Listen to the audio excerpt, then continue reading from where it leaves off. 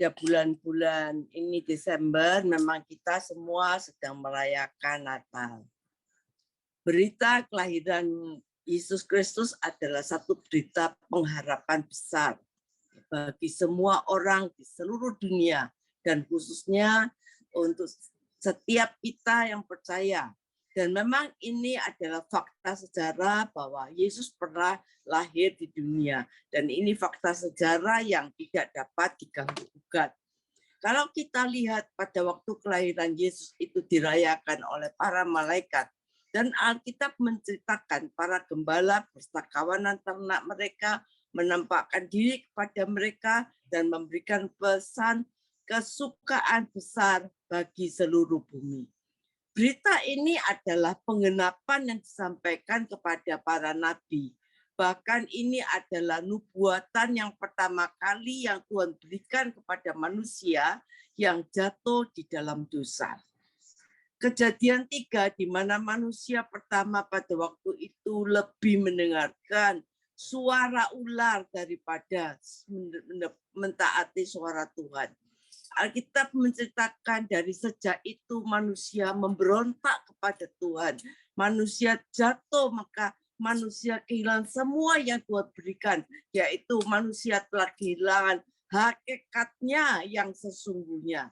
Dan apa sebenarnya hakikat manusia pada waktu itu? Hakikat manusia yaitu kita sebagai manusia dijadikan serupa dan segambar dengan Allah. Itu adalah hakikat manusia.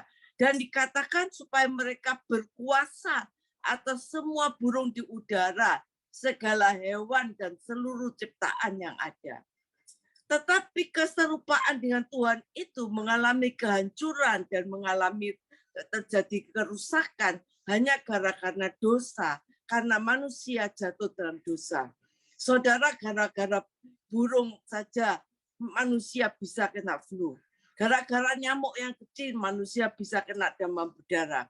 Gara-gara tikus manusia bisa kena sakit tifus. Saudara, kita kehilangan kemuliaan Allah. Kita menjadi manusia dikatakan menjadi powerless ya. Kita tidak ada kuasa lagi. Keserupaan dengan Allah sudah hilang. Dan mulai muncul efek-efek dari dosa, yaitu munculnya penindasan, tantangan hidup, perlakuan semena-mena, ya. Kita saling membenci, merusak, iri hati, kepahitan, pemberontakan, kekerasan dalam hidup, bahkan hidup kita tanpa tujuan. Manusia sudah tidak dapat menguasai dirinya sendiri. Dan ditegaskan oleh Paulus, setiap kali kita mau berbuat baik, yang jahat itu selalu timbul. Tetapi lewat kelahiran Kristus di atas bumi ini, Sang Firman menjalani hidup di muka bumi. Pemulihan segala sesuatu sedang dimulai. Dia melakukan segala macam keajaiban dan perkara-perkara ilahi, mujizat-mujizat, pemulihan, kesembuhan, kemerdekaan, kelepasan, dan membuat segala sesuatu menjadi baik. Sama seperti pasal 1 Kejadian dikatakan bahwa alam menciptakan manusia semuanya baik adanya. Sekarang Kristus Sang Firman yang dilahirkan di atas muka bumi ini, malaikat memberikan penegasan bahwa kesukaan besar bagi semua orang yang hidupnya berkenan kepadanya. Kita akan merasakan ketenangan, kita akan mengalami perlindungan daripada Tuhan. Ayo kita memaknai berita kelahiran Kristus ini bukan lagi secara agamawi, secara tradisi, secara perayaan, secara fakta sejarah. Tetapi kita memaknai kelahiran Kristus ini secara rohani. Jangan kita cuma berpikir kita sebagai orang percaya, Yesus lahir di hati saya. Itu saudara pahami sebagai berita Natal. Secara ritual setiap bulan Desember sampai Januari, Februari, terus kita Natalan ya secara seremoni. Mari kita maknai kelahiran Kristus secara rohani, bukan cuma sebagai orang Kristen yang percaya Yesus lahir di dalam hidup kita. Bukan cuma itu, tapi mari kita belajar Kristus betul-betul diam dan bergerak, bermanifestasi di dalam hidup kita. Ada satu kerinduan hati Tuhan bahwa tubuh kita menjadi baitnya, di mana Bapa Sang Firman itu diam di dalam hidup kita dan memanifestasikan dirinya di dalam hidup kita. Seperti yang dikatakan Paulus, berita Natal yang kita ambil malam ini dalam Kolose 1 ayat 27. Kepada mereka Allah memberitahukan betapa kaya dan mulianya rahasia itu di antara bangsa-bangsa lain, yaitu Kristus yang ada di tengah-tengah kamu, Kristus yang adalah pengharapan akan kemuliaan. Christ in you, ya. Kristus yang ada di dalam kamu adalah pengharapan akan kemuliaan. Itu benar-benar dinyatakan dalam kehidupan kita sehari-hari. Pastikan dari waktu-waktu kita memiliki perspektif bahwa kita telah mati bagi dosa dan kehidupan manusia lama kita. Sebaliknya kita hidup hanya bagi Tuhan dan kehidupan Kristus dinyatakan di dalam hidup kita. Saudara, dikatakan kehidupan Kristus yaitu roh Kristus. Apa yang menyebabkan Kristus itu bisa diam di dalam hidup kita? Kalau kita tidak boleh lagi hidup dalam daging, tapi kita hidup dalam roh.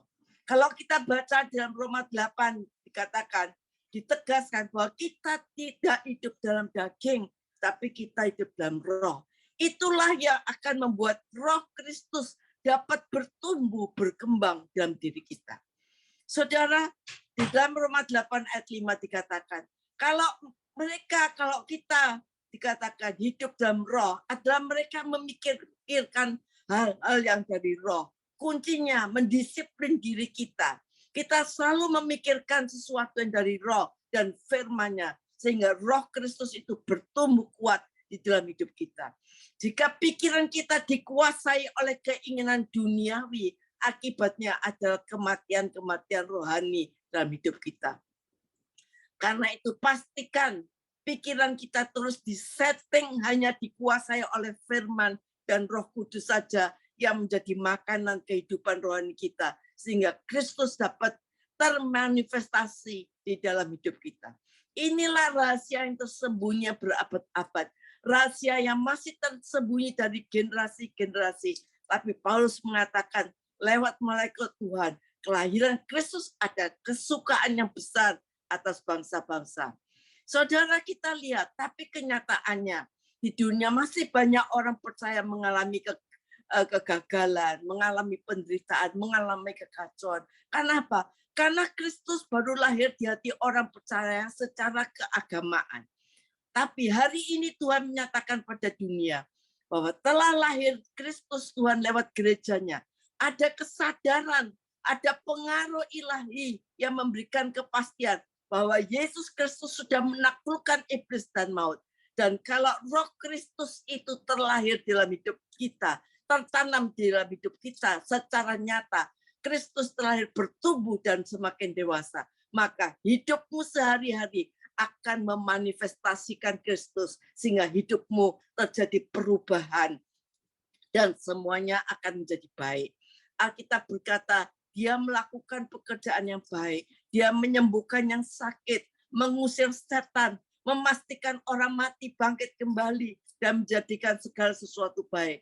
Tuhan akan pakai hidup kita mendemonstrasikan kasih-Nya dan kuasa-Nya, menjangkau yang terhilang. Segala kegelapan yang meliputi dunia ini, atas rumah tangga kita, atas ekonomi, keuangan, tidak akan bertahan lagi kalau Kristus hidup betul-betul di dalam hidup kita. Kita sebagai orang percaya yang membawa roh Kristus bangkit dan menjadi terang. Karena kemuliaan Tuhan telah terbit atasmu. Karena terang Tuhan ada di dalam diri kita. Dan kemuliaan dunia ini akan lenyap. Kegelapan dunia akan lenyap. Saudara, tidak ada lagi penderitaan dan kefatalan. Tidak ada lagi ratap tangis. Tidak ada lagi tetesan air mata. Tidak ada lagi perkabungan. Karena roh Kristus yang ada di dalam dirimu akan menguatkan engkau, membangkitkan engkau, dan engkau akan menjalani kehidupan sehari-harinya dengan penuh kemenangan. Dan titik kemenangan sudah ditegaskan bahwa Kristus sudah mengalahkan iblis, Kristus sudah mengalahkan dosa, Kristus sudah makan maut dan sakit penyakit. Saudara, pergumulan dan tantangan hidup apa yang sedang terjadi saat ini, itu hanyalah manifestasi iblis. Tetapi Alkitab sudah menjelaskan, lewat kelahiran Yesus Kristus itu dalam hidup kita sehari-hari, maut telah ditelan dalam kemenangannya. Tapi kita harus memastikan Kristus masuk dalam hati kita. Pastikan Kristus telah lahir dalam kehidupan kita sebagai orang percaya, dan hingga hidup kita tidak sama lagi dengan yang lain. Saudara, karena Alkitab berkata, siapa yang ada di dalam Kristus, dia adalah ciptaan baru. Ya, yang lama sudah berlalu, yang baru sudah datang. Paulus menegaskan, bukan lagi aku yang hidup, melainkan Kristus yang hidup dalam aku. Dan inilah menjadi berita kesukaan yang besar bagi kita. Kalau kita katakan, kita hidup bukan lagi kita yang hidup, tapi Kristus yang hidup dalam diri kita. Christ in you dikatakan ya, adalah pengharapan akan kemuliaan. Yesus yang lahir di dunia memang fakta sejarah. Fakta sejarah tidak dapat diganggu gugat. Tetapi ada sebuah fakta rohani yang harus kita miliki, pastikan Kristus itu tumbuh menjadi nyata dan menelan semua yang lahiriah, semua yang manusiawi dalam hidup kita, sehingga kita bisa berkata, bukan lagi aku hidup, melainkan Kristus yang hidup dalam hidupku. Saudara, firman Tuhan mengatakan di dalam Roma 8 ayat 9, tetapi kamu tidak hidup dalam daging, melainkan dalam roh. Jika memang roh Allah diam di dalam kamu. Tetapi jika orang tidak memiliki roh Kristus, jadi roh Kristus tidak lahir diam dalam hidup kita, ia bukan milik Kristus. Saudara, dalam kesempatan ini saya mau mengajak semua kita mulai mengevaluasi hidup kita. Kalau orang tidak memiliki roh Kristus di dalam hidupmu, maka dia bukan milik Kristus. Ini Alkitab yang berkata. Dan orang itu masih dimiliki oleh yang lain, roh yang lain. Sehingga kita sulit mengekspresikan Kristus kalau saudara tidak ada roh Kristus di dalam diri saudara. Dan kalau roh Kristus ada di dalam kita, maka ada kesukaan yang besar. Jangan sampai kita sudah sekian lamanya menjadi anak Tuhan, bahkan sudah melayani, tapi kita masih dimiliki oleh roh yang lain. Masih dikuasai ambisi kita, masih dikuasai keinginan daging, masih dikuasai kehidupan duniawi. Dan selama itu terus berlangsung, artinya orang tersebut belum memiliki roh Kristus. Dan selama seorang belum memiliki roh Kristus, artinya hidup masih duniawi, manusiawi. Saudara, bukan menjadi kabar kesukaan, tapi hidup kita menjadi kabar buruk bagi orang lain. Ayo sekali lagi kita belajar mendedikasikan hidup kita di hadapan Tuhan dengan berkata, Tuhan, aku serahkan hidupku di dalam tanganmu. Aku taruh hidupku di dalam tanganmu. Aku taruh masa depanku. Aku taruh semua ambisi, keinginan hatiku di mezbamu, Tuhan. Bakar dengan kuasa Roh Kudusmu, dan aku tidak akan ambil lagi. Ketika kita serahkan hidup kita kepada Tuhan, maka kita hidup dalam planningnya Tuhan. Kita tidak berjalan semuanya sendiri, tapi kita menuruti planningnya Tuhan. Sehingga hidup kita benar-benar berkenan di hadapan Tuhan. Dan Alkitab berkata, damai di bumi kepada orang yang berkenan di hadapannya. Saudara, juga demikian antara kita dengan Tuhan, bahwa digambarkan kita sebagai mempelai Kristus. Pada waktu kita menyerahkan hidup kita dalam tangan Tuhan, engkau sudah tidak punya lagi rancangan apa dalam hidupmu yang keluar dari dirimu, tapi engkau ikut rancangan Tuhan. Dan apa yang Kristus rancangkan, Kristus rancangkan dalam hidup kita, yaitu memastikan bukan lagi saya hidup, serahkan semua di mezbah Tuhan, biarlah Tuhan yang berkuasa di dalam hidup saya. Ayo cari Tuhan, gali isi hati Tuhan, kejar, belajar firman Tuhan. Karena ketika kita mulai melakukan, mencari Tuhan dengan sungguh-sungguh, Kristus diam dalam hidup kita, menjadi bertumbuh, menjadi dewasa dalam hidup kita. Maka Tuhan akan membawa kita masuk ke dalam satu kesempurnaan Kristus. Kita menjadi manunggal dengan Dia, menyatu dengan Dia. Dan ketika Kristus lahir dalam hidupmu, engkau menyatu dengan Dia, maka Tuhan akan mempercayakan kepada kita kunci kerajaan surga dengan, atau kata lain, kunci Daud. Kita tidak mungkin mempercayakan kunci rumah kita kepada anak yang masih kecil. Kita akan mempercayakan kunci rumah kita kepada orang yang sudah dewasa, yang bisa bertanggung jawab. Memang Tuhan juga memberikan sebuah firman kepada kita. Mintalah, maka kamu akan diberi. Carilah, maka kamu akan mendapat. Ketoklah, maka pintu akan dibukakan. Saudara, ayat-ayat ini memang Tuhan berikan untuk saudara yang masih kecil, ya, yang masih suka bergumul, yang masih ada keakuan kemanusiawian, yang masih hidupnya khawatir, masih takut, masih bimbang, masih ragu. Kristus belum nyata dalam hidup kita. Maka Tuhan berkata, mintalah maka kamu akan diberi. Carilah kamu akan mendapat. Ketoklah maka pintu akan dibukakan. Tapi kepada yang sudah dewasa, di mana Kristus sudah bertumbuh kuat di dalam hidup kita, kita sudah menjadi orang Kristen yang bertanggung jawab akan firman-Nya, hidup oleh firman-Nya. Tuhan dikatakan, aku beri kunci kerajaan surga. Ada otoritas yang Tuhan percayakan. Ada kekuasaan Tuhan impartasikan dengan adanya kunci. Kalaupun saudara menghadapi pintu yang tertutup, saudara tidak perlu ketok lagi. Saudara bisa buka karena saudara pegang kunci. Ada orang yang langsung doanya dijawab. Tapi ada orang yang berdoa sepertinya tidak jawaban. Karena apa? Karena dia sedang mengetok. Saudara, kalau ketokan kita ini lemah, di dalam itu belum tentu mendengar. Saudara, kalau ketokan pintu itu lemah, pelan, saudara, itu di dalam itu belum tentu dengar. Kalau ketokanmu kencang sekalipun, maka harus ada jeda waktu, harus ada orang datang, harus orang tanya siapa itu, harus ada jeda waktu untuk menunggu. Ada proses untuk menunggu jawaban. Tetapi kalau saudara punya kunci, saudara nggak perlu ketok-ketok, nggak perlu menunggu. Kapanpun kita bisa buka dan masuk. Wahyu 3 ayat 7 berkata, dan tulislah kepada mereka jemaat di Philadelphia. Inilah firman dari yang kudus, yang benar, yang memegang kunci Daud. Apabila ia membuka, tidak ada yang dapat menutup. Apabila ia menutup, tidak dapat yang membuka. Saudara, suatu kali Yesus bertanya kepada muridnya, siapakah aku ini? Tapi Petrus langsung menjawab, engkau adalah Mesias, anak Allah yang hidup. Kata Yesus kepadanya, berbahagialah engkau Simon bin Yunus, sebab bukan manusia menyatakan ini kepadamu, melainkan Bapakku yang di surga. Pengenalan Petrus dan kedewasaan Petrus yang dewasa, yang mengenal siapa Yesus itu sebenarnya, dikatakan dia Allah yang hidup.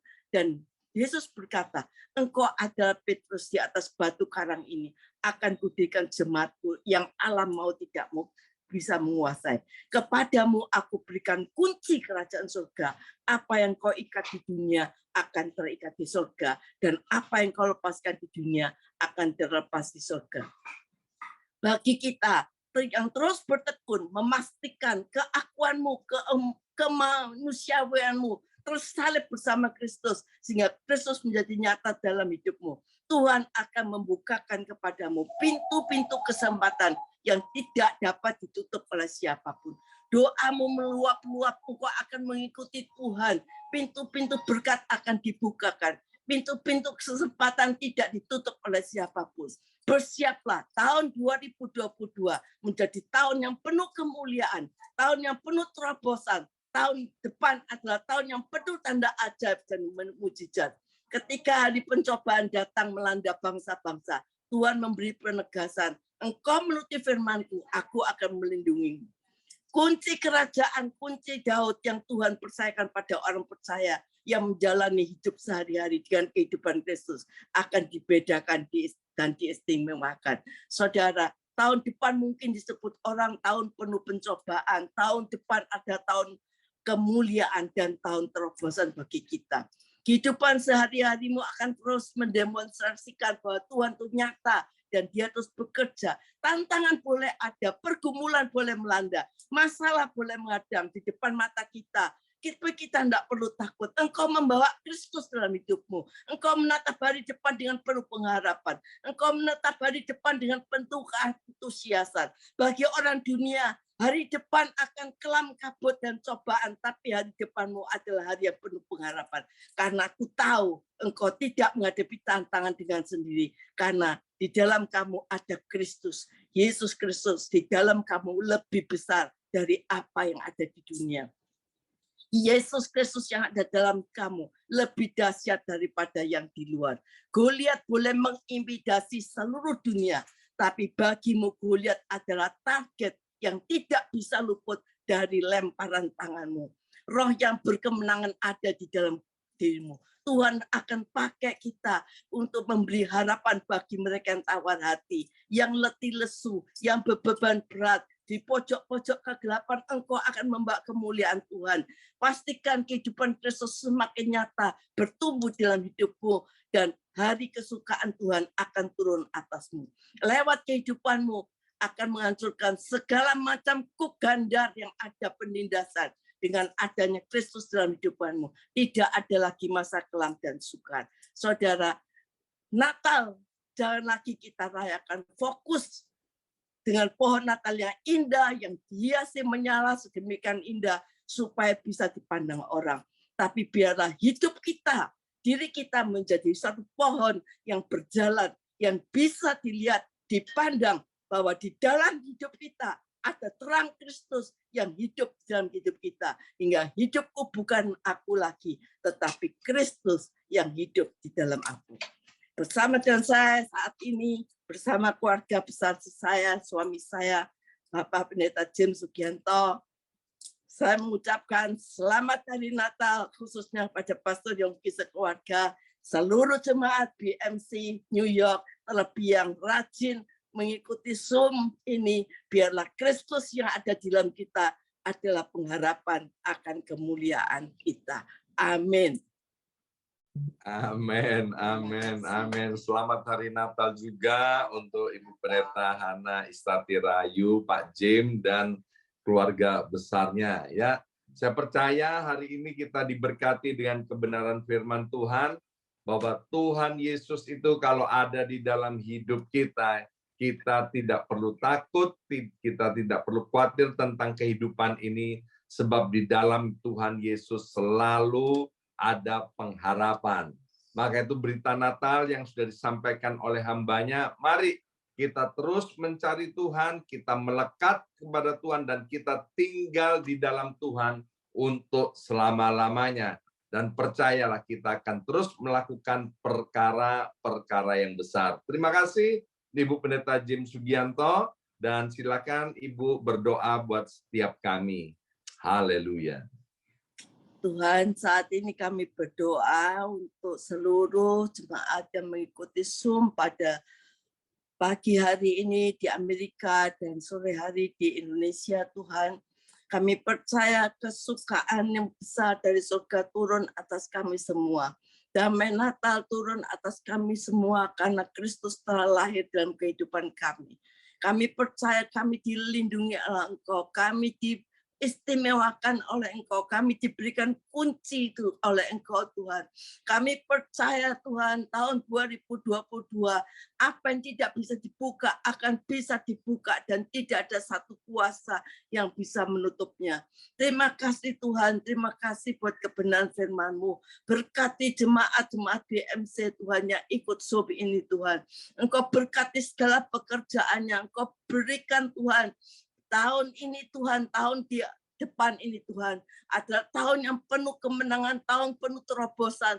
Walaupun dunia memberikan Goliat yang besar, yang menakut-nakuti kehidupan orang di dunia, tapi kami percaya bersama Engkau Tuhan, kami akan dilindungi, kami akan dibebaskan, kami akan dipelihara oleh Engkau. Terima kasih Bapa, terpuji nama-Mu. Dalam nama Yesus kami mengucap syukur dan berdoa. Haleluya. Amin.